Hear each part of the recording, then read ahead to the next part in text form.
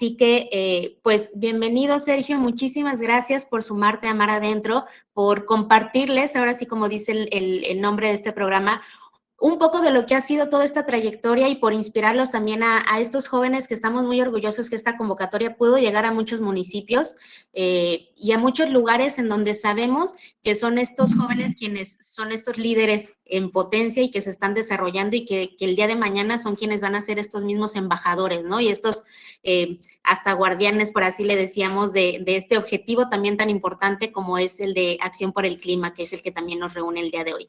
Así que, pues sin más, bienvenido, el micrófono es tuyo, la pantalla es tuya y aquí estamos para apoyar en cualquier sentido.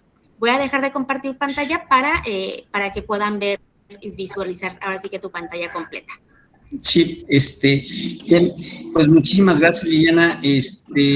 Como habíamos platicado, muchas veces ya estamos cansados de clases de PowerPoint y de presentaciones.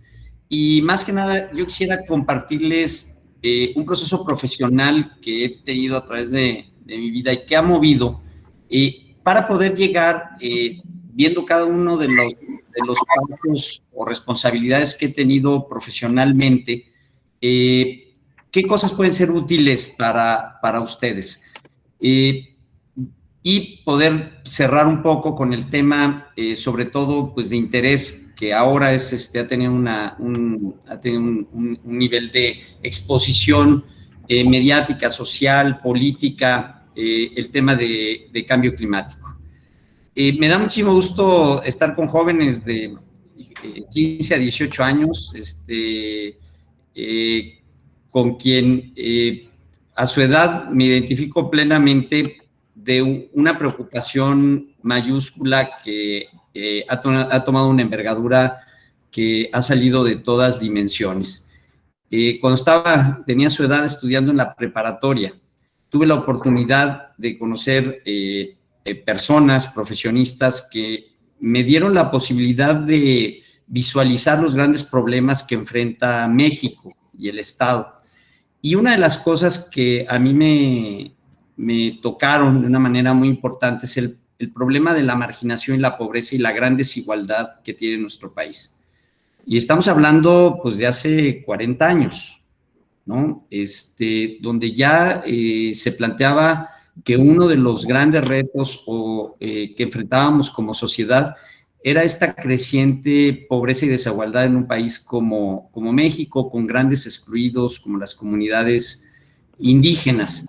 Y desde aquel entonces también empezaba a discutirse este problema relacionado con la pérdida de biodiversidad y de los recursos naturales, y se discutía ya por primera vez el tema del cambio climático. Estos tres fenómenos que ahora tienen una relevancia mayúscula a nivel global: pobreza, inequidad, pérdida de biodiversidad y de los recursos naturales, y el cambio climático, no son nuevos, han estado en la discusión internacional desde entonces y pues han tomado una ruta que han llevado a las naciones a discutir sobre cómo resolver el problema. Sin embargo, esta situación, cuando se discute en escalas globales, difícilmente tiene repercusiones locales, porque si bien la problemática que establecen los países ante una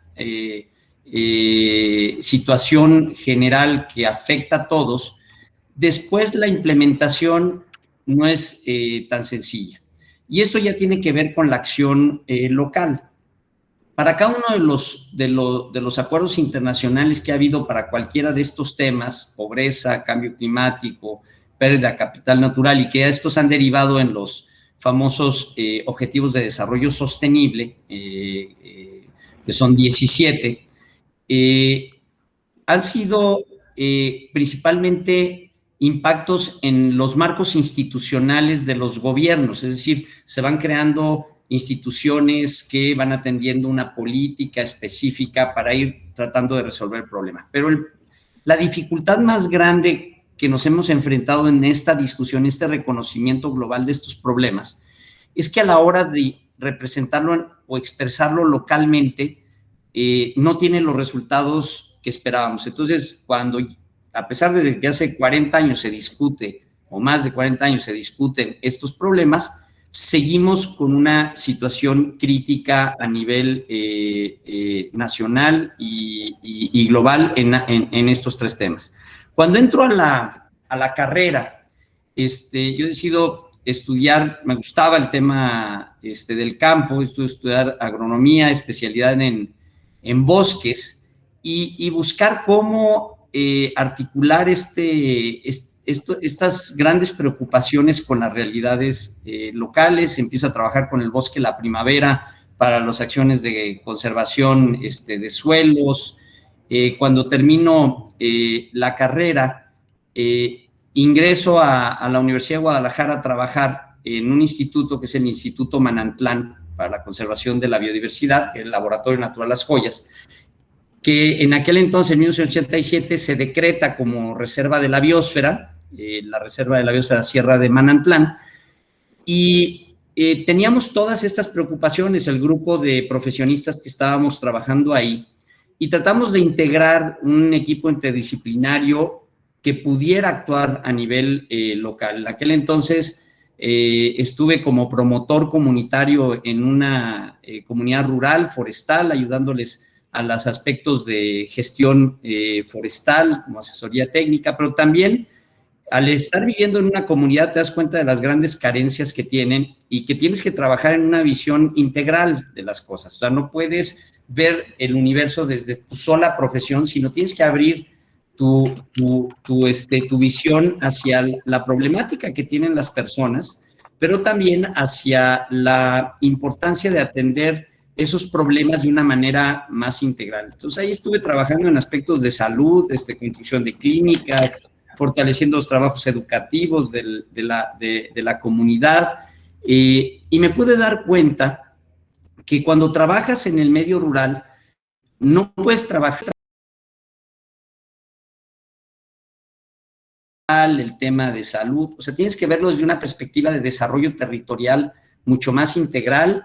Los bosques están insertos en paisajes que incluyen áreas agrícolas. Los bosques, una comunidad en las zonas forestales son productores de maíz, tienen ganado, productores de frutas y tienen bosques, es decir, no son unidades espaciales donde las personas nada más tienen una sola actividad. Entonces tienes que tener una visión mucho más integral para impulsar el desarrollo económico.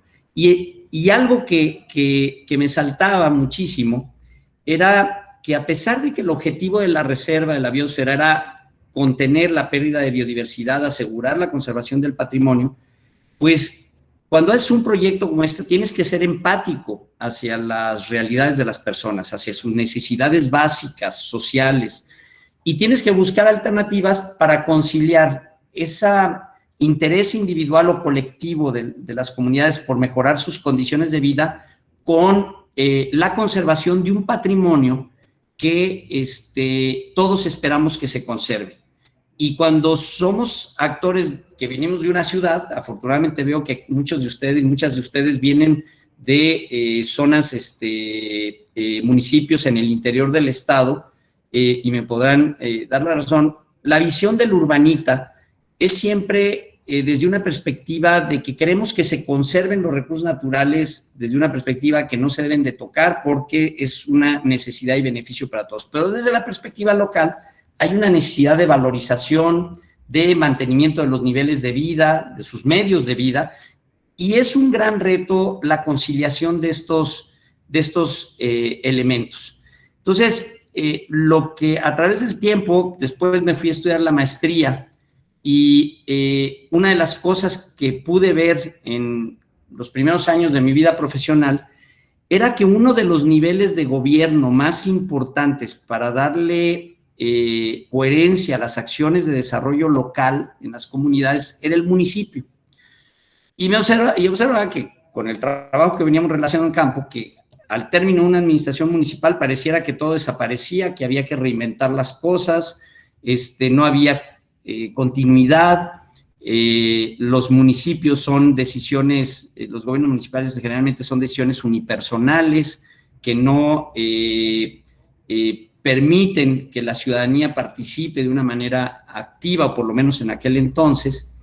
Y cuando voy a hacer la maestría, tengo la oportunidad de trabajar en un modelo de gestión en un parque nacional, el Parque Nacional de Cebén, donde descubrí que una forma de consolidar una posibilidad para los ciudadanos de ir resolviendo sus problemas locales es darle estabilidad a los gobiernos que les permiten o que habilitan las condiciones para que todos nosotros podamos avanzar en nuestras aspiraciones económicas, sociales, personales. Y algo que han hecho los países europeos desde hace ya más de 2 siglos casi, han impulsado la asociación de municipios.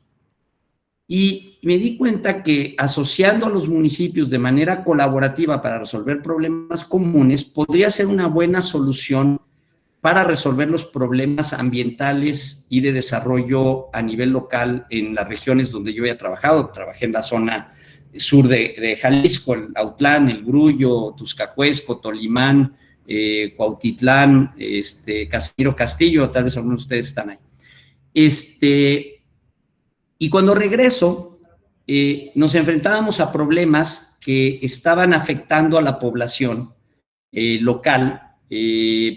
La reserva de la biosfera tiene un río que lo limita en la parte norte, y es un río que viene desde Cuautla, desde Tecolotlán, no sé si hay alguien aquí de estos municipios, Atengo, Tenamaztlán, Juchitlán, Ayutla, Unión de Tula, El Grullo. Este río nace en esta cuenca alta, que es la cuenca del río Ayuquila, llega al valle de Autlán El Grullo, y ahí hay un desarrollo económico bastante importante. En la parte alta hay presas de donde se capta el agua para llevarla a regar, tierras en el valle de Autlán El Grullo, pero también en el estado de Colima. Es una cuenca que nace en Jalisco y desemboca en el estado de Colima. En ese contexto, cuando estaba responsable como director de la Reserva de la Biosfera Sierra de Manantlán, este río era contaminado en el valle por una industria azucarera y por y por 2 ciudades, principalmente Autlán y El Grullo, que es donde se desarrollaba la mayor actividad económica.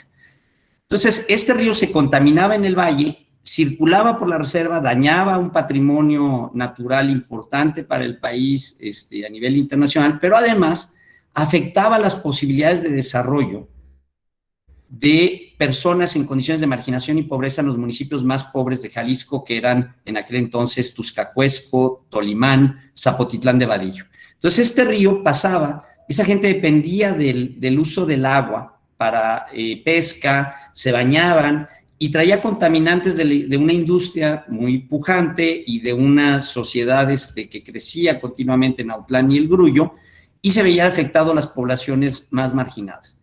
Entonces, estas poblaciones pues buscaban cómo solucionar su problema, estos municipios, y era imposible resolver el problema de contaminación si no se colaboraba con los municipios cuenca arriba. Y ahí nace una iniciativa que lanzamos, que se llamaba la Iniciativa Intermunicipal para la Gestión Integral del Río Ayuquila, y esa iniciativa intermunicipal empezó a trabajar de manera colaborativa para resolver el problema de contaminación que estaba provocado por los tiraderos de basura, por la industria, por las descargas de agua residual a los municipios. Y a través del tiempo y el desarrollo de esa asociación, que empezó en el 2001 y que ya lleva funcionando esa asociación de municipios pues 20 años, ininterrumpidamente, con la colaboración de esos gobiernos municipales, se logró empezar a contener el problema de contaminación del río y se empezaron a desarrollar otros mecanismos colaborativos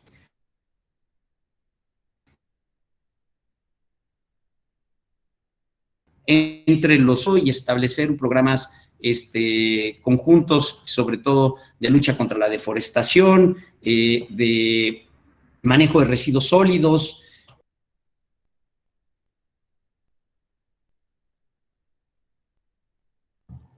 Por alguna razón se muteó. Sí, tardé mucho muteado, parece que estaba el mouse. ¿Ya me oyen? Entonces, esta asociación de municipios permitió empezar a generar un programa de acción en la cual se podían ir resolviendo los problemas ambientales, que en su mayoría son problemas sociales y económicos, es decir, cuando hay una actividad económica, la economía tiene externalidades que pueden ser negativas o positivas. Las negativas generalmente son desechos. Tienes una industria, genera desechos que van y contaminan. Nuestra actividad humana genera desechos urbanos, la industria, y eso empieza a tener problemas ambientales que afectan el bienestar en otros ámbitos como la salud pública de otros sectores de la población. Entonces, atender esa problemática fue posible gracias a este enfoque colaborativo que empezó a detonar la necesidad de formar recursos humanos en la Universidad de Guadalajara, en el Centro Universitario de la Costa Sur. Se creó una carrera que nació de esa experiencia, que se llama Ingeniero en Recursos Naturales, que ha sido una formación que ha permitido formar jóvenes que ahora trabajan en 11 juntas intermunicipales de medio ambiente y desarrollo territorial que están en el estado de Jalisco. Lo que nació en esa región ahora se convirtió en una política pública en todo el estado, donde todos los municipios se asocian por cuencas, y hay 11 asociaciones de municipios donde se tratan de atender de manera colaborativa los problemas. ¿Y por qué trato de hacer resaltar esto? Porque los problemas ambientales son problemas públicos complejos: la deforestación, la contaminación del agua, la contaminación del aire. Generalmente, como están generados por actividades económicas, no pueden ser resueltas por una política ambiental de una dependencia, como un sector. Tienen que ser atendidas de una manera transversal. Y esa transversalidad no se puede expresar nada más en las voluntades políticas, sino tiene que tener una expresión territorial local.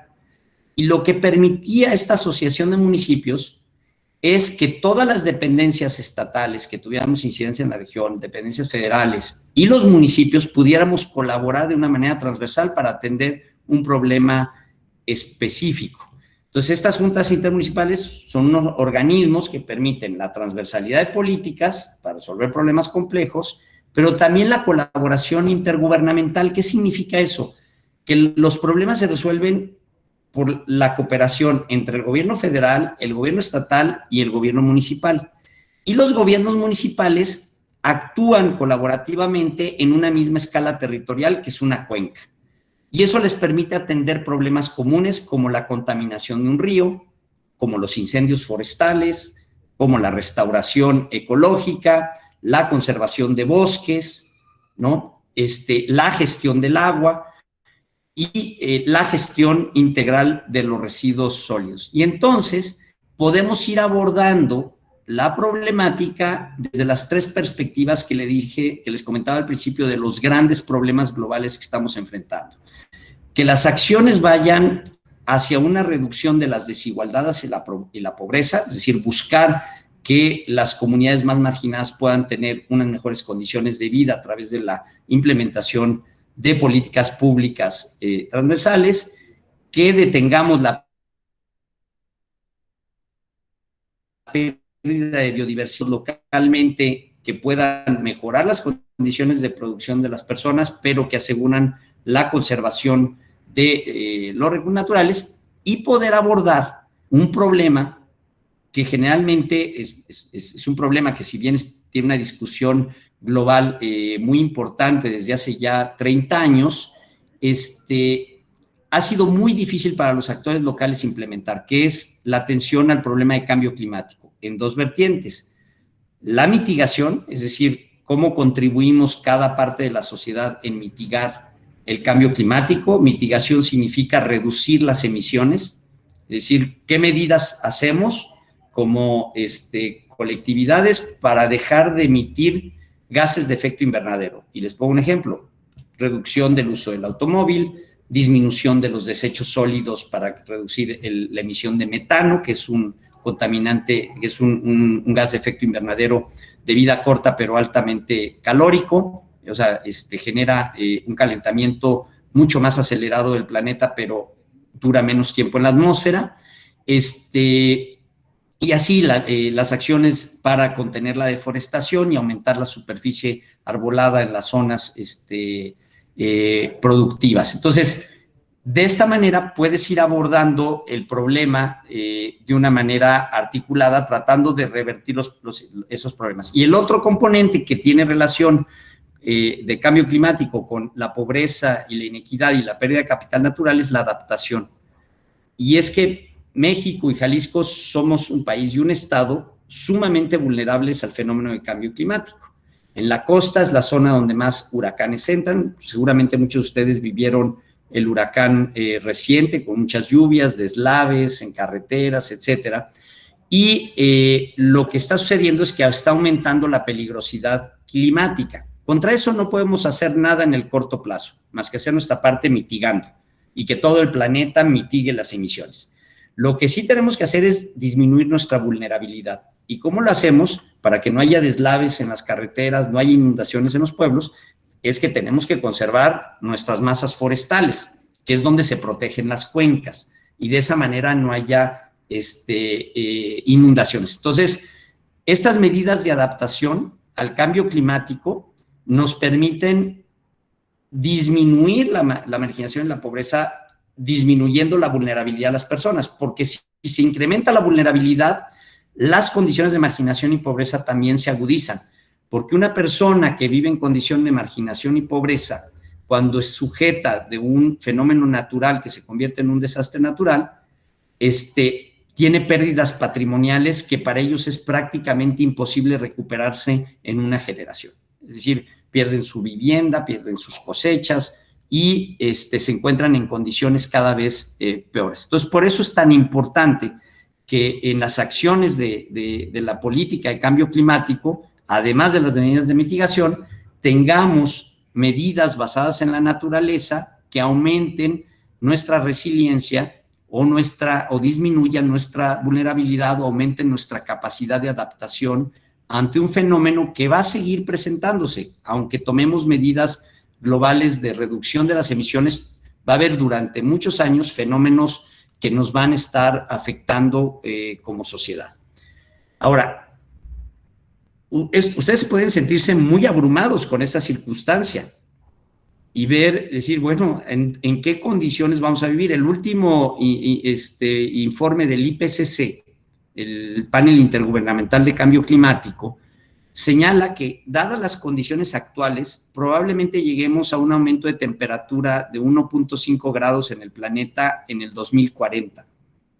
Eso es, imagínense cómo se sienten ustedes cuando tienen un grado de temperatura más alto y empieza a tener temperatura el cuerpo. Bueno, el planeta le pasa lo mismo y empieza a haber fenómenos y desencadenan procesos que cada vez hacen que aumente la peligrosidad y los riesgos para las personas, los ecosistemas y la economía.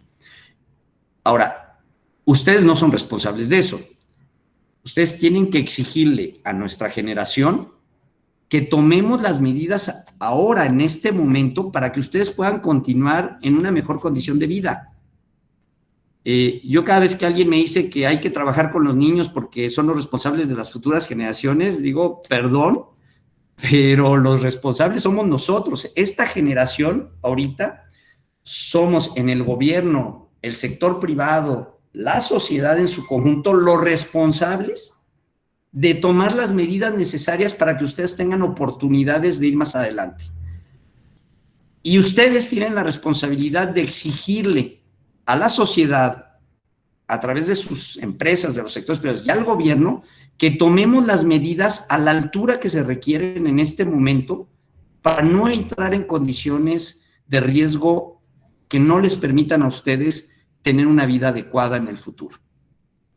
Esa tarea que tienen ustedes la pueden realizar de una manera efectiva si están informados, si están capacitados, si tienen una red de colaboración entre ustedes y pueden hacer esa exigencia y tomando medidas de responsabilidad que les competen en su ámbito de su vida. además de la exigencia, tomando acciones propias como colectivamente o individualmente. Pero están en una etapa que para mí es fundamental de presión, de exigencia a su gobierno municipal, a su gobierno estatal, al gobierno nacional, de tomar medidas drásticas para poder revertir el problema al cual nos vamos a enfrentar en un futuro no muy lejano.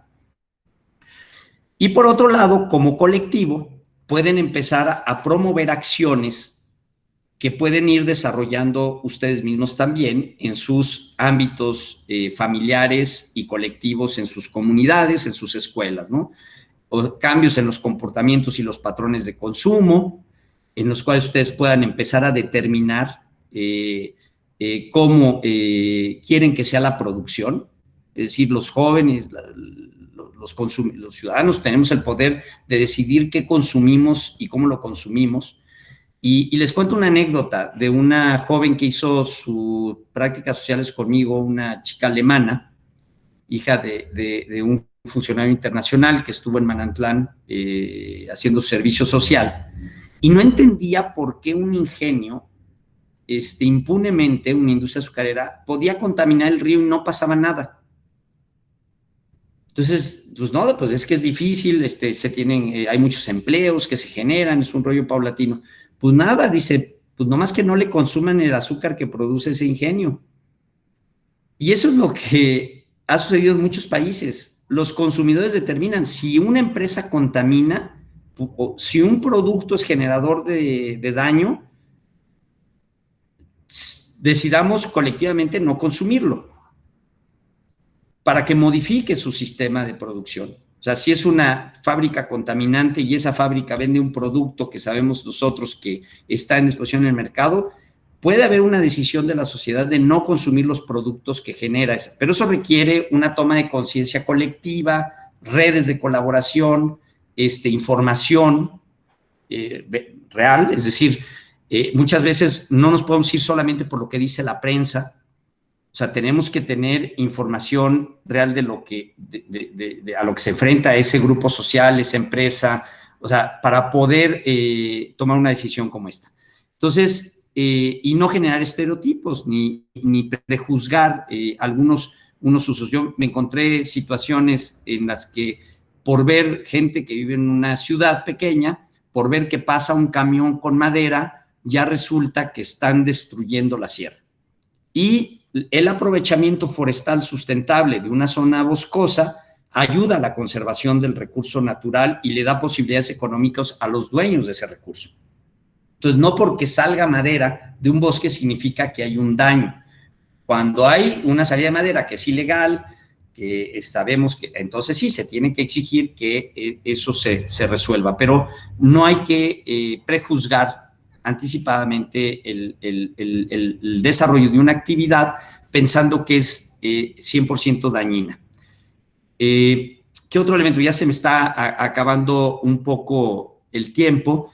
Creo que desde sus comunidades y desde sus escuelas pueden ir generando un cambio de comportamiento social importante. Creo que uno de los temas que tenemos más acceso como ciudadanos para actuar y participar es el tema de nuestros residuos. Desde la escuela, la casa, y exigir a nuestros gobiernos locales que establezcan sistemas de colecta diferenciada de residuos para que nosotros podamos participar de una manera efectiva en reducir la descarga contaminante en nuestras comunidades. Y eso lo pueden organizar desde su escuela. En cada escuela pueden estructurar un comité de sustentabilidad, de medio ambiente. De hecho, estamos preparando un certificado estatal para instituciones educativas, un certificado de sustentabilidad de instituciones educativas que va a estar adaptado para cuestiones de primaria, secundaria, educación media y media superior y superior. Y eso va a estimular que las propias instituciones educativas, cada escuela empiece a adoptar prácticas que lo lleven a esta certificación. Yo espero el año que entra poder ya empezar con este certificado con con escuelas tanto públicas como privadas, pero ustedes pueden ser motores muy importantes desde su centro educativo, no solamente en la discusión y la comprensión y el debate de los problemas que enfrentamos, tanto sociales, económicos, de pérdida de nuestros recursos naturales, sino también en acciones colectivas específicas que los pueda llevar a ustedes a estar mucho mejor preparados y saber lo que implica tomar esas decisiones, actuar para poder incidir de una manera más adecuada. Aquí le paro, porque si ya estoy contando aquí justo los 30 minutos y poder dar tiempo a que podamos tener un diálogo. Muchísimas gracias, Sergio, por la charla, por compartir y exponer una problemática que definitivamente, como bien lo dices, nos concierne a todas y a todos, no nada más a ciertos sectores, no nada más a ciertas poblaciones, pero algo muy importante y que resalto mucho justamente es lo que mencionabas y que me da mucho gusto que tengamos jóvenes de distintos municipios, porque definitivamente no podemos, lo dijiste muy bien al inicio, no podemos ver una problemática desde nuestra zona cercana, tenemos que verla de una manera mucho más integral. Entonces, en ese sentido, a partir de este momento, hacemos la sesión de preguntas y respuestas a aquellos jóvenes que quieran preguntar, que quieran comentar. Pues bueno, este es el momento, pueden abrir su cámara y pueden abrir su micrófono y mencionar su nombre, igual su institución de procedencia, y hacer la pregunta pertinente. Entonces, pues adelante, chicos.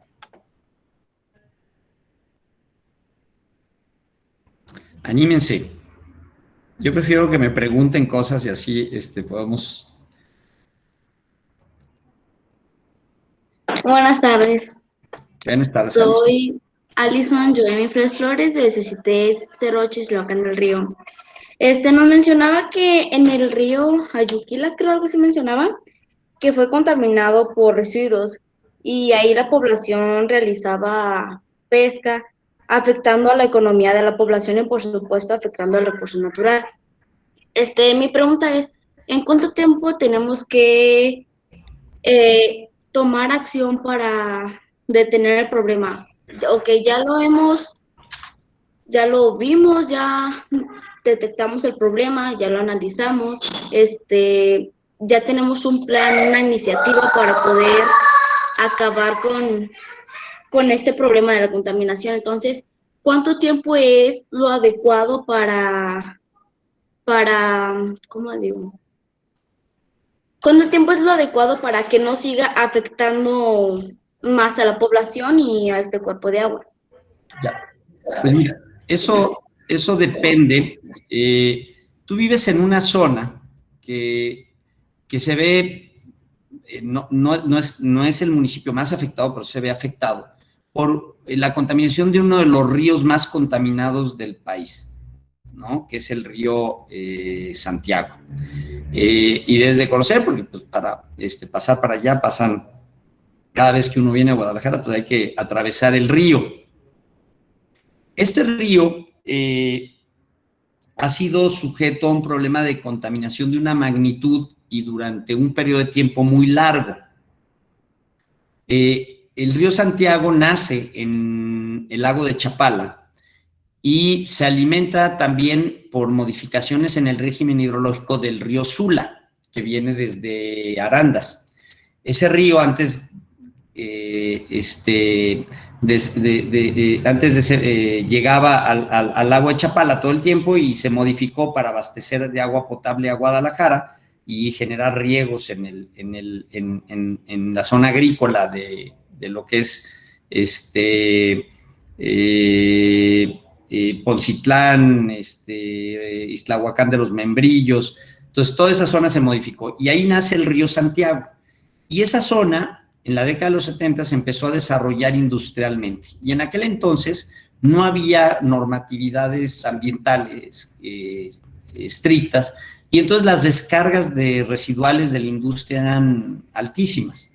Por otro lado, eso ha ido cambiando, las industrias han disminuido, han puesto plantas de tratamiento, pero la ciudad de Guadalajara ha crecido de tal magnitud que una parte muy importante de sus aguas residuales no se tratan. El 50% del agua residual de la ciudad de Guadalajara se va al río Santiago, sin tratar. Solamente se trata el 50%. Eso, imagínense, somos 5 millones de personas viviendo acá, 2.5 millones de personas, las descargas de sus casas, etcétera, no se tratan y llegan al río Santiago. Y eso genera una contaminación muy fuerte y muy importante. Restaurar un río como el Santiago invirtiendo mucho dinero, primero hay que detener las causas que lo generan. Entonces, primero, contener. Restaurar un río como ese que está todo embalsado, es decir, que tiene presas en todos lados, es como un lago lineal, no tiene mucha corriente. Entonces, los ríos se van limpiando naturalmente con la corriente, la oxigenación, pero el río Santiago va así despacito porque hay presas en todos lados y cuando cae en la cascada de Juanacatlán, ahí un poquito se oxigena y sigue en la parte baja hasta las presas que están río abajo. Ese problema lo que genera es que después de que se deje de hacer esas descargas contaminantes, pues tienes que hacer tareas de saneamiento como generar el fluido y todo, y los ríos similares a esto, que han tenido este nivel de contaminación, pues más o menos unos 20 años, haciendo acciones continuas de mejora y reduciendo la contaminación que está generándose y llegándole en este momento, para que un río como este se sanee, es decir, que estén en una condición buena. Va a haber mejoras paulatinas. Si disminuyes la descarga contaminante, al año siguiente vas a tener una condición mejor, al siguiente otra mejor, y así vas a ir mejorando paulatinamente, pero son ríos que tienen lodos, sedimentos en el río que toma tiempo para que se vayan recuperando. Pero sí pueden ser periodos muy largos.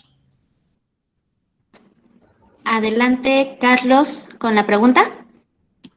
Sí, muy buenas tardes a todos. Mi nombre es Carlos Lorenzana Malpica y yo soy del Instituto Tepeyac Campus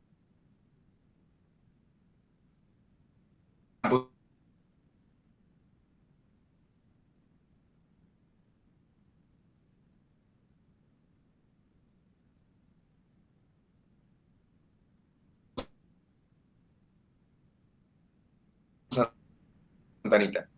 La contaminación ambiental porque pues tuvimos que encerrarnos a causa de este virus. Y le pregunto, ahora que ya volvimos un poco, se podría decir, a la normalidad, ¿usted cree que la pandemia hizo un poco de conciencia para la contaminación que está terrible hoy en día? Estamos en alarmas rojas. Tenemos que hacer acciones ya. ¿Usted cree que aunque sea la pandemia pudo hacer conciencia a todas las personas? Mira, yo creo que sí, a nivel global, es decir, hay una mayor conciencia que está en las colectividades más amplias, es decir, en los gobiernos internacionales, en los gobiernos de otras naciones, en las discusiones internacionales de los países o los gobiernos estatales, en nuestras plataformas de cooperación con otros gobiernos estatales a nivel global. Ha tomado una conciencia general el hecho de que, en primer lugar, el COVID-19 es una pandemia generada por una interacción inadecuada del ser humano con la naturaleza. Es una zoonosis que, a diferencia de la influenza o de la gripe aviar, que vienen de zoonosis de animales domesticados, cerdos o aves, el COVID-19 viene de una interacción, es un virus que viene de fauna silvestre, de zonas donde deforestamos, interactuamos de una manera inadecuada con esos lugares porque los destruimos, y entonces tenemos contacto con virus que jamás el ser humano tendría por qué tener contacto. Y entonces, primer punto es, identificando que eso nos genera una conciencia global de que no podemos relacionarnos con la naturaleza de esa manera. Y eso empezó a tomar medidas en muchos países al respecto. Segundo, sí resaltó el asunto de que al disminuir el consumo, o sea, que sí es posible disminuir el consumo de combustibles fósiles, ¿sí? que fue lo que generó una disminución en la contaminación, no así en residuos. Por ejemplo, la pandemia y el confinamiento nos hizo consumir más productos desechables y los residuos aumentaron como en un 12% en todos lados. O sea, hubo un aumento en la generación de residuos domésticos muy fuerte, hubo un aumento en el consumo de agua, ¿no? ¿Cuál era la medida que había que tomar? Lávate las manos todo el tiempo, porque eso te ayuda a no, y tienen razón, hay que lavarse las manos. Pero eso generó aumento en el consumo de agua, un aumento en los desechos urbanos. No necesariamente está generando un cambio en el comportamiento social local, como que eso se nos olvida, pero sí está haciendo un cambio en las políticas públicas. Por ejemplo, a partir de la pandemia en el gobierno de Jalisco, lo que se estableció es, si vamos a reactivar la economía en el Estado, tiene que ser una reactivación verde. Entonces se generaron instrumentos como un financiamiento verde, todos los apoyos de incentivos económicos que se diseñaron tenían componentes de cumplimiento ambiental. Hay una relación estrecha entre las dependencias de desarrollo con la de medio ambiente para encontrar soluciones. Los gobiernos de países desarrollados están estableciendo políticas muy agresivas para disminuir su consumo de combustibles fósiles de una manera muy acelerada.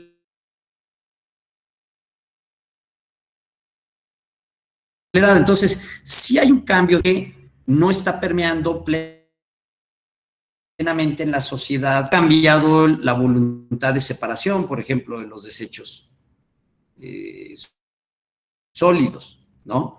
Entonces, creo que hay un trabajo que hacer muy intenso, aunque está habiendo cambios importantes en los incentivos para el comportamiento de los actores. Pero si te fijas, si vienes a Guadalajara, bueno, vives en Guadalajara, además vives en una zona donde trasladarse al centro de la ciudad te puede tomar 2 horas. Yo viví por allá, ¿no? Y fíjate, mira, a lo mejor no tomamos conciencia de cosas que nos pasan más cercanas, ¿no? Pensé que me ibas a preguntar de que se inundó tu colegio casi el 2019 por un incendio forestal que hubo en la zona y cuyo resultado de desastre fue porque hemos construido una ciudad mal hecha. Y entonces cuando un arroyo, que los incendios han sucedido toda la vida, y puede crecer un río, pero si lo estrangulas y el río lo conviertes en calle, pues por supuesto que cuando hay un problema de un aumento de las precipitaciones, del escurrimiento por un incendio, pues se encuentran un paisaje totalmente transformado, mal diseñado y pues destruye. Entonces, bueno, perdón, ya saqué el tema, pero pensé que ibas a preguntar eso, man. No, nada más como comentario, mi plantel está en un área montañosa, donde pues el agua tiene memoria. Entonces, mi escuela está construida en el arroyo de una montaña y pues ha habido muchísimas inundaciones, pero, por ejemplo, el año pasado hubo algunos incendios forestales. Nosotros como comunidad, como escuela, hicimos kits para los bomberos para que, pues, estaban en condiciones extremas. Entonces, teníamos que ayudarlos de alguna u otra forma. ¿Por qué? Porque los incendios estaban a un costado de nuestro colegio. Entonces, pues, creo que fue el granito de arena que pudimos aportar como comunidad. Pues. Muy bien. Y gracias. Excelente. La siguiente pregunta es por parte de Alina Ixchel. Muchas gracias. No sé si se escucha mucho ruido afuera. Bueno. Muy bien. Antes que nada, muchas gracias por esta plática. Y mi pregunta, bueno, usted mencionaba que se hizo la asociación municipal, ahora sí que para involucrar y hacer un cambio ante esta problemática en el río Ayutila, o sea, que era el que usted mencionaba. Pero mi pregunta es, ¿cómo involucraron, pues ahora sí que la participación de la ciudadanía? No porque no sea algo que nos involucre o algo interesante, porque claro que lo es, pero ¿cómo lo hicieron interesantes para ellos? Porque hay muchas personas que dicen, bueno, sí, es un problema, está pasando, pero no es mi problema, y no lo hacen. Y a pesar de que, o sea, se esté imponiendo, se esté obligando a querer hacer un cambio o lograr algo para reducir pues estas emisiones o esta problemática, si no se tiene la intención de cambiar, pues no se va a hacer. Entonces, ¿cuál fue la estrategia que ustedes utilizaron para tener como una involucración activa de la ciudadanía y pues poder garantizar un cambio? Sí, mira, qué padre que me preguntas eso. En esa zona hicimos una campaña para generar un orgullo de todos de nuestro patrimonio. El río finalmente es un patrimonio de todos, que si se contamina termina siendo un problema, pero si no está contaminado es una maravilla.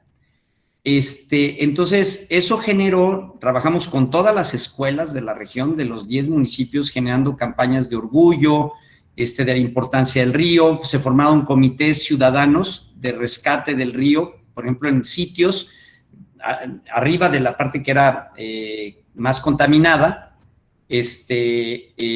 Ahí lo que había que hacer era detener la contaminación de los 2 municipios y del ingenio. Eso se logró, el ingenio se le restringió, dejó de descargar sus aguas al río y cambió totalmente la calidad del agua. Ahora ya la planta del Grullo ya tiene la ciudad del Grullo ya tiene una planta de tratamiento y está pues trabajándose para que Autlán también tenga su planta de tratamiento, y entonces ya en una franja del río que es la de menor calidad, pues cambia literalmente. Pero río abajo y río arriba tienes mejores condiciones del agua. Y ahí se formaron comités de defensa del río, y de limpieza y de apropiación. Entonces, en cada localidad se hacía un grupo de jóvenes donde se hacía limpieza del río, se empezaron a desarrollar sitios de acampado de uso público para usar ese espacio en el río, y las campañas de separación de desechos sólidos se hicieron con estos grupos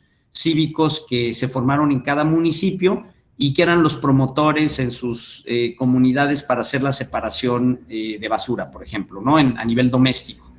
Entonces, los ciudadanos estamos más ávidos de participar de lo que pensamos en el gobierno. Lo que pasa es que necesitas ciertas condiciones para que te faciliten esa participación. Entonces, pero también teníamos ciudadanos que nos exigían y que decían, oye, yo quiero participar, yo quiero hacer, y entonces pues empiezas a trabajar conjuntamente como gobierno, como organización civil, con los ciudadanos en la zona para que pues participen. Te platico una experiencia muy padre. En una comunidad que se llama San Pedro Toxín, ahí es una zona donde en Semana Santa y Pascua van cerca de 4,000, 5,000 personas al río y se hacen unas enramadas y se vendían cerveza, no, mira, era impresionante. Esto es hace muchos años. Y ahí, cada temporada recolectábamos, después del Domingo Santo, colectábamos 30 toneladas de basura que te dejaba todo el mundo. Entonces decidimos cambiar eso. Entonces se hizo de 2 maneras, con una política pública. ¿Y esa política pública cuál fue? Que el permiso del municipio en el sitio donde se vendían productos, bebidas básicamente, se prohibió que se vendieran bebidas en envases de plástico, ni vidrio, todo en lata. ¿Qué pasa con las latas? Pues más tarda en salir una lata volando que alguien recogiéndola. En ese momento cambió radicalmente porque permitió que pues ya la medida, pues ya no tienes otra opción y no puedes comprar eso. Entonces la gente guarda las latas, se las lleva, las deja en un dispensario y alguien la recoge para venderlas. Y la otra fue que en ese festival, en ese lugar se creó un festival del río Ayuquila, donde se empezó a hacer concursos con ciudadanos, disfraces hechos con residuos reciclados. Entonces eran concursos de todas las escuelas de la región y ahí se premiaba el mejor. Y entonces empezó a generar una conciencia del manejo de los residuos, y en ese festival ahora, al final, que ya no es basura, pero se termina recolectando, porque siempre hay desechos, ¿no? En todos. pero ya no están ni tirados en el piso ni nada, están en recipientes, y se ha llegado ya nada más a tener, después del periodo de 30 toneladas a 1 tonelada de residuos que salen del lugar, ¿no? Y esas cosas, te digo, son acciones que tienen que hacer no solamente la ciudadanía, pero también el gobierno. Un cambio sencillito en la política. Se permiten solamente bebidas en latas. Entonces ya no hay plásticos que se tiren, ¿no? Y con eso te permitió empezar a tener resultado y tener una posibilidad con la gente que viera que eso es importante, junto con los festivales y la participación de las escuelas.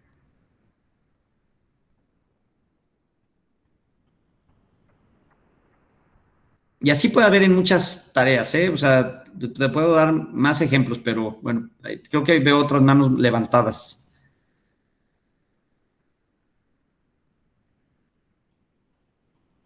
No sé si alguien, veía que Cindy estaba levantando la mano, no sé quién está llevando, Juan Manuel.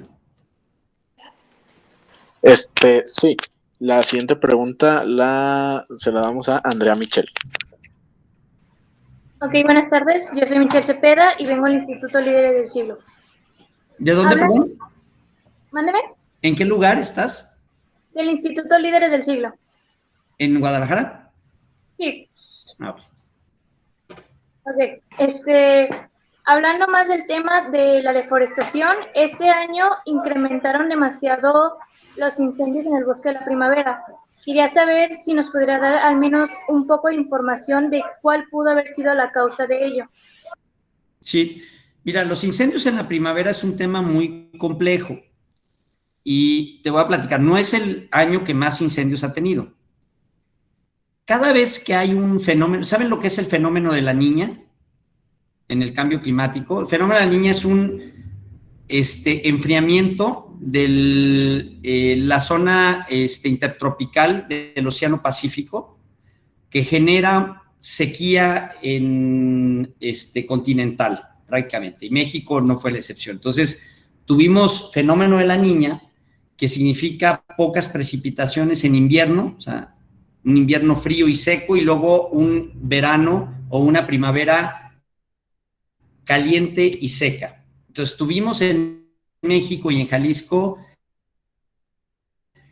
el fenómeno de sequía más grave de los últimos 30 años. O sea, de hecho, has de haber vivido y visto en las noticias que tuvimos problemas de agua en Guadalajara, ¿no? Bueno, es resultado de ese fenómeno. Igual, ese fenómeno tiene impacto sobre los bosques. ¿Por qué? Porque están más secos. Entonces, en la primavera, cada vez que ha habido un fenómeno de la Niña, no tengo aquí la gráfica, pero hubo fenómeno de la Niña en 2005, en 2012 y en 2021. En esos 3 años tenemos superficies similares que se quemaron en la primavera, es decir, más o menos 9,000 hectáreas. ¿Por qué? Porque la primavera es una zona que se ha adaptado, o sea, ha sido una zona donde los incendios han sido existentes desde toda la evolución de las especies. Sin embargo, con el crecimiento de la ciudad y las actividades económicas en el entorno de la primavera, aumentan los factores de ignición de un incendio. Antes los incendios eran provocados por un rayo, por ejemplo, ¿no? En esta temporada, el último incendio que nos generó toda la contaminación a Guadalajara fue provocado por un rayo, aunque usted no lo crea. Y así eran antes de la temporada de lluvias había rayos, se prendía y pues llegaban las lluvias y se apagaban. Ahora los incendios tuvimos incendios desde diciembre del año pasado en la primavera, tuvimos cerca de 50 incendios en total y 3 incendios fueron muy complicados. ¿Por qué? Porque sucedieron en un lugar donde las condiciones topográficas son muy difíciles, en días donde hubo una condición atmosférica muy desfavorable, o sea, prácticamente 0 humedad en el suelo y había condiciones de viento muy complicadas. Uno de ellos fue un incendio provocado por una persona con cuestiones de delincuencia, o sea, simplemente en un lugar que no había paseantes ni nada, alguien le prendió al primer incendio, que fue ahí precisamente cerca de Santa Anita.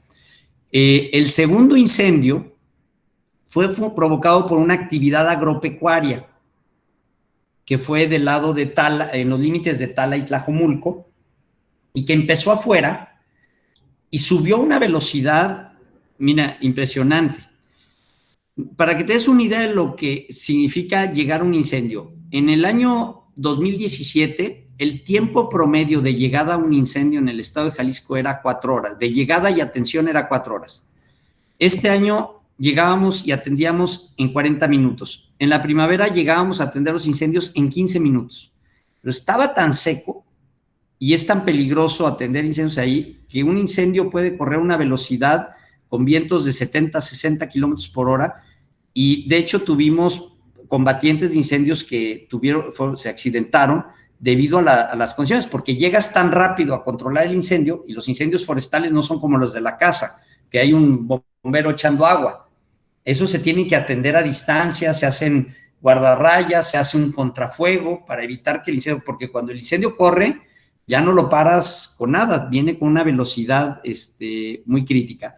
Entonces, el problema de los incendios es que es una zona sumamente peligrosa para combatirlos, que está en temporadas donde hay muy poca humedad, muy peligroso, o sea, con mucha peligrosidad, por la acumulación de combustibles, y que durante los años que logra suprimir el fuego, se acumula combustible y cuando aparecen esas condiciones se quema. Entonces, lo que es un tema muy complejo, el de los incendios. ¿Qué es lo que tienen que hacer? Manejar el fuego. A veces quemar algunas zonas para proteger otras y evitar que sean incendios tan intensos como el que se presentan ahora. Pero es recurrente cada determinado tiempo cuando tenemos este fenómeno de sequía, que los bosques tienen mayor riesgo. Este año atendimos 1,018 incendios en el estado. Yo creo que si ustedes, de todas las regiones que están aquí, tuvieron un incendio cerca de su casa, ¿no? Y todos se atendieron en un contexto muy difícil, ¿no? Y la primavera, pues, es uno de los lugares más peligrosos para combatir un incendio, y cuando se pasa la lumbre del área de control, pues tienes que irte y se hacen superficies mucho más importantes. Ok, gracias. Espero haber sido claro en la contestación, porque sí es un poquito complicado el tema de los incendios, pero un día con mucho gusto les doy una plática de incendios forestales. Adelante, muchas gracias. Excelente, es el turno de preguntar de Cindy.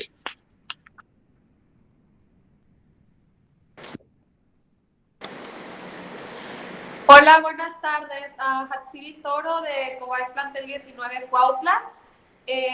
Yo vivo en una zona en la que últimamente, con el huracán que hubo, se inundaron muchas partes, en especial el lugar en donde yo vivo. Y mi pregunta es, ¿cómo podríamos evitar esas inundaciones o qué consejo nos daría para evitarlo? Mira, las inundaciones suceden y los llamamos desastres naturales porque hay varios elementos que hay que considerar. La peligrosidad climática, o sea, el riesgo, están aumentando el riesgo para tener este tipo de desastres por 2 factores. Está aumentando la peligrosidad climática. ¿Qué significa? Que está habiendo fenómenos hidrometeorológicos cada vez más atípicos, lluvias muy intensas, concentradas en un lugar, huracanes más frecuentes, etcétera. Entonces, eso va a seguir sucediendo. Contra eso, en el corto plazo no podemos hacer nada, podemos colaborar todo el planeta para reducir el calentamiento global y disminuir ese riesgo en el futuro. El otro componente del riesgo es la vulnerabilidad, y en esa sí podemos hacer cosas. Entonces, ¿qué es lo que está pasando? Es que la forma como usamos nuestro territorio nos está haciendo más vulnerables. Seguramente en la cuenca arriba del arroyo que pasa por el poblado donde tú vives, seguramente se han instalado plantaciones de aguacate, plantaciones de agave, que han crecido. ¿Por qué? Porque el precio del agave y el aguacate ha aumentado. Y esos cambios de uso de suelo que quitan la masa forestal y lo sustituyen por un cultivo, generan que cuando llueve escurra más agua. Es decir, cuando hay un bosque, cae el agua, primero pegan las copas de los árboles, la lluvia, cae a la hojarasca y antes de escurrir se infiltra y ya lo que escurra es la saturación que tiene el suelo. Entonces puede caer una lluvia muy fuerte en un bosque muy bien conservado y no generar un torrente de agua. Pero cuando quitas el bosque, el agua que cae, toda corre. Y en un periodo de tiempo muy corto, es decir, toda el agua que cae, que fue lo que le señalaba que pasó en Santa Anita, es decir, se quemó un área de bosque, cae todo el agua y todo el agua corre. Si Santa Anita no hubiera construido un colegio en el arroyo, un fraccionamiento enfrente, después en la calle, ese río habría corrido y no pasa nada. Pero como modificamos nuestro entorno y no respetamos, siempre dicen que el agua siempre es inteligente. Pues sí, los que no somos inteligentes somos nosotros. O sea, el agua siempre va a encontrar su camino. Entonces, ¿qué es lo que está pasando? Pues lo que tenemos que hacer es en nuestra comunidad, en el ejido, en el municipio, decir, tenemos que parar la deforestación y evitar que aumente nuestra vulnerabilidad, porque el año que entra va a haber otra lluvia y nos va a volver a pasar lo mismo o peor. Entonces, esa es la solución, y que la ciudad, el pueblo, no se instale, deje los cauces de los arroyos amplios y que el crecimiento de la ciudad no sea tapando arroyos, entubándolos, porque entonces nos hace mucho más vulnerables. Muchísimas gracias. Excelente. Toca el turno de preguntar de Diana Estefanía González.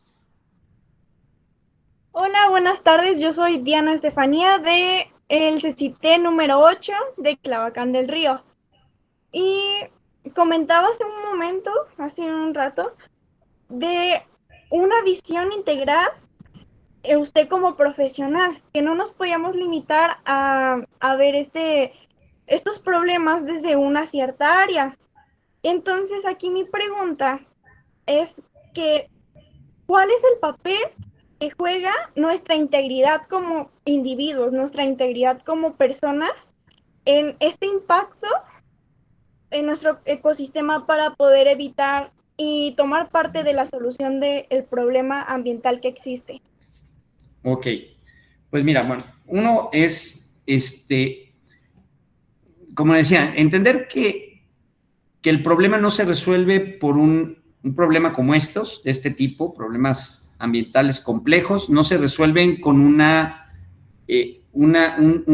área de conocimiento. Se tiene que colaborar entre diferentes áreas de conocimiento. Eso es decir, pues, no, yo no tengo la solución específica, necesito áreas que me complementen para yo actuar profesionalmente para eso. Ahora, como individuos, en la integridad, a ver si entendí la pregunta, es estar abiertos al vecino, al conciudadano. O sea, las soluciones de los problemas también se resuelven de manera colaborativa entre nosotros, pero hay que entendernos y hay que escuchar al otro, porque a lo mejor tu vecino tiene vacas y necesita sus vacas para mantener su medio de vida, pero sus vacas pues tienen pelón la zona y escurre el agua. Bueno, no se trata de desacreditar a esa persona por la actividad económica, sino ver cómo puede modificar eso, manteniendo sus modos de vida, pero evitando y disminuyendo el riesgo para todos los demás. Pero tenemos que estar abiertos a escuchar al otro. Y yo creo que estas plataformas que ustedes tienen de debate, de diálogo, pues es la mejor forma de educarnos para eso. Pareciera que es fácil, pero es una de las cosas más difíciles que hay, escucharnos entre nosotros para encontrar soluciones comunes y colaborativas. Y hay un elemento en la integridad que creo que es, pensando en integridad desde el ámbito de lo que tú me estás preguntando, es que tenemos que entender que antes de competir tenemos que colaborar. porque colaborando todos vamos a salir beneficiados y compitiendo solamente el que tiene más dinero, capacidad política, influencia, es el que va a prosperar. En cambio, si cooperamos y colaboramos en nuestra comunidad, todos podemos tener un nivel de beneficio adecuado, ¿no? Espero que por ahí hubiera ido tu pregunta sobre en nuestra integridad como personas, ¿no? Sí, gracias. Pues muchísimas gracias a todas y a todos quienes se conectaron el día de hoy, quienes hicieron las preguntas. De verdad que es un gusto ver siempre esta actitud tan participativa, de querer investigar, de querer saber más, de querer proponer incluso. Entonces, en ese sentido, primero una felicitación también a cada una y a cada uno de ustedes, a las y los docentes también que los impulsaron y les permitieron estar aquí conectados. Y obviamente, pues compartió una charla bastante amena, bastante enriquecedora, creo yo, que nos deja muchas reflexiones y sobre todo que también nos deja muchos compromisos, ¿no? Algo de lo que se dijo durante esta sesión fue justamente el asumir nosotros desde nuestro sector, desde nuestra trinchera, pues esa responsabilidad que tenemos como individuos para entonces poder empezar a impactar en nuestras propias comunidades y poder entonces pues empezar a mitigar pues estos efectos del cambio climático que yo creo que no sé si ustedes, pero simplemente con la cifra y el dato de hablar de 20 años para poder subsanar lo que es hablar de un río, pues nos habla del gran trabajo y el gran compromiso que tenemos que tener todas y todos por conservar, por preservar y por mejorar las condiciones en las que vivimos actualmente y quienes van a seguirnos en los próximos años. Así que muchísimas gracias, Sergio, por el tiempo, por tu disposición, por compartir con cada una y con cada uno de estos jóvenes. Ya para dar el cierre, comentarles que les acabamos de dejar ahí en el chat un enlace para la evaluación de la sesión del día de hoy, para que nos la llenen y podamos nosotros poder evaluarla y retroalimentarlo todas estas sesiones y que sean lo mayor pues fructífera y útil para ustedes y para su formación. Así que no me queda también nada más que presentar y agradecer con este diploma de participación que otorga Mar Adentro de México, y me permite leerlo, que dice, bueno, Mar Adentro de México otorga el presente reconocimiento a Sergio Humberto Graf Montero, secretario de Medio Ambiente y Desarrollo Territorial de Jalisco, por su valiosa participación como ponente dentro del programa formativo Comparte, Líderes del Mundo Presente por un México Ejemplar. Muchísimas gracias, Sergio, por tu disposición y por tu tiempo. ¿Y les parece si quienes tengan la posibilidad, si abrimos cámara para tomar alguna fotografía y poder cerrar oficialmente esta sesión? Sí, claro que sí. Miren, puedo recomendar un programa que les sugiero ver a todos, que se llama, si tienen Netflix, lo pueden ver, se llama Romper los Límites. La ciencia de nuestro planeta. Es sobre los límites planetarios. Es muy educativo, muy sólido científicamente. Quien lo elabora es un científico que elaboró la teoría de los límites planetarios. Está muy padre, ¿eh? Se los recomiendo muchísimo. Muchísimas gracias, Sergio, por la recomendación. Ahí se las haremos llegar también a cada una de las y los jóvenes que se conectaron. Así que, bueno, si están listos, prendemos las cámaras, quienes sea posible. Y Juanma, si tú nos dices, si nos das señal para tomar la fotografía oficial. Vamos esperando unos 2 segunditos. Hay que sonreír aprovechando que no tenemos cubrebocas.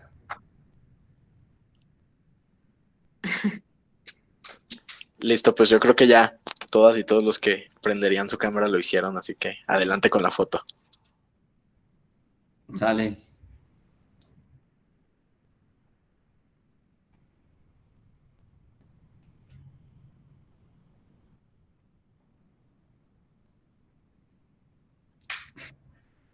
Perfecto, pues muchísimas gracias a cada una de nuevo de las personas que se conectaron y esperamos que haya sido de su agrado esta charla y que sigan participando en los distintos programas formativos de Mar Adentro, en estos Comunica, en estos Comparte, en los programas de debate, porque son ustedes ahora sí que al final el motor de la causa de Mar Adentro. Así que muchísimas gracias y muy buena tarde a cada uno de ustedes. Muchísimas gracias, Lili. Muchas gracias a ustedes por la invitación. Muchas gracias.